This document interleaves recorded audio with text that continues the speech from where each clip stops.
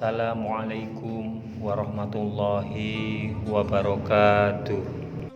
Allahumma sholli ala Sayyidina Muhammad wa ala ali Sayyidina Muhammad.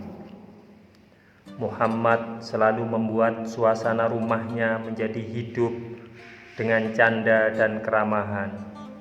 Beliau suka berkelakar kepada siapapun, bukan hanya kepada istri dan putri-putrinya. Beliau juga amat ramah kepada pembantunya. Sejak muda, Rasulullah amat gemar memakai parfum.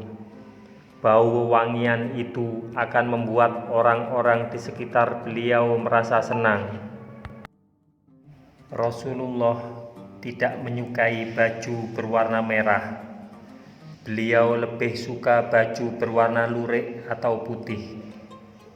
Rasulullah juga gemar memakai surban dengan salah satu ujungnya menggelantung antara pundak. Beliau tidak pernah menggunakan baju yang seluruhnya terbuat dari sutra. Kemudian datanglah satu orang yang amat Rasulullah sayangi. Begitu sayangnya sampai beliau mengangkatnya sebagai anak. Suatu hari, keponakan Khadijah yang bernama Hakim bin Hizam membawa seorang budak laki-laki bernama Zaid bin Harithah. Zaid dibawa ke rumah Khadijah dalam keadaan mengenaskan. Lehernya dibelenggu sehingga ia terpaksa merangkak seperti seekor kuda. Bunda Khadijah membeli Zaid dan memperlakukannya dengan baik. Muhammad amat suka Zaid. Apalagi ketika Zaid bercerita bahwa ia dijadikan budak dengan cara diculik.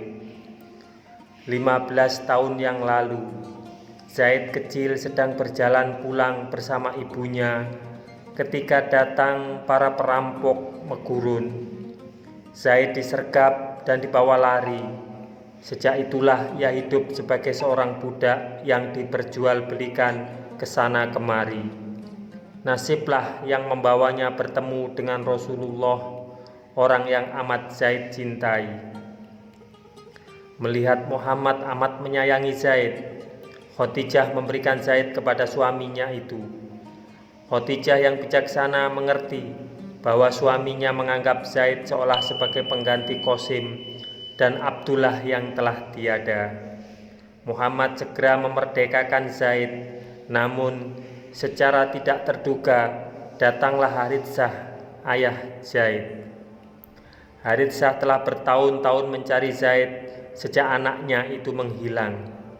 Haritsah amat menyayangi dan merindukan Zaid sehingga ia membuat puisi kesedihan tentang anaknya itu.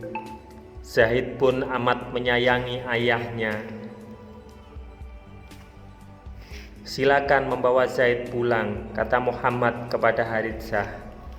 Tetapi seandainya Zaid memilih tetap bersama saya tidak akan menolaknya. Ternyata Zaid lebih memilih tinggal bersama Muhammad. Muhammad amat bahagia sehingga mengangkat Zaid sebagai putra beliau. Sejak saat itu, Zaid sering dipanggil Zaid bin Muhammad. Di kemudian hari, Allah melarang anak angkatnya mewarisi harta ayah angkatnya yang telah wafat. Harta seorang ayah tetaplah menjadi hak anak kandung, bukan anak angkat. Maha adil Allah yang agung.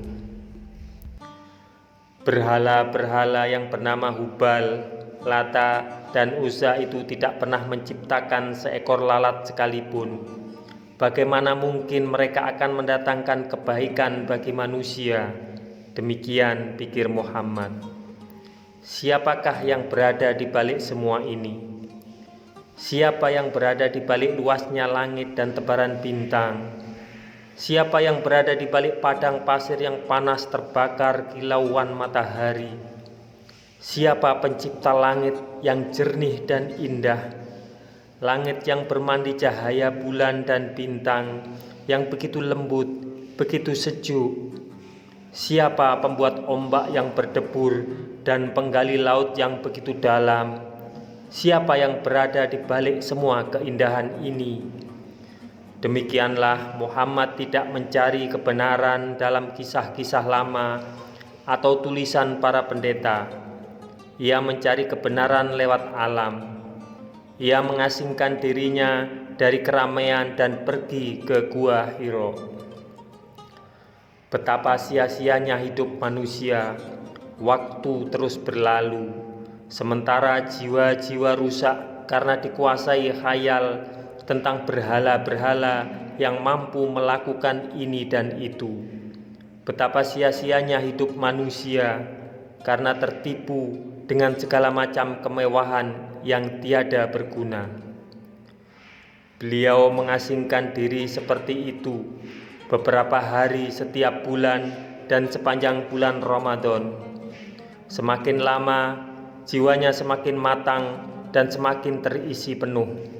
Sampai suatu ketika, saat usia Muhammad menginjak 40 tahun, datanglah seseorang yang bukan dari dunia ini menemui beliau di Gua Hiro.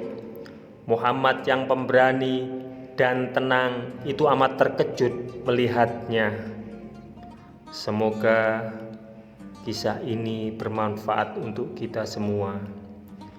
Wassalamualaikum warahmatullahi wabarakatuh. Mudah-mudahan kelak kita akan mendapatkan syafaat dari Nabi besar Muhammad sallallahu alaihi wasallam. Amin, amin, amin ya rabbal alamin.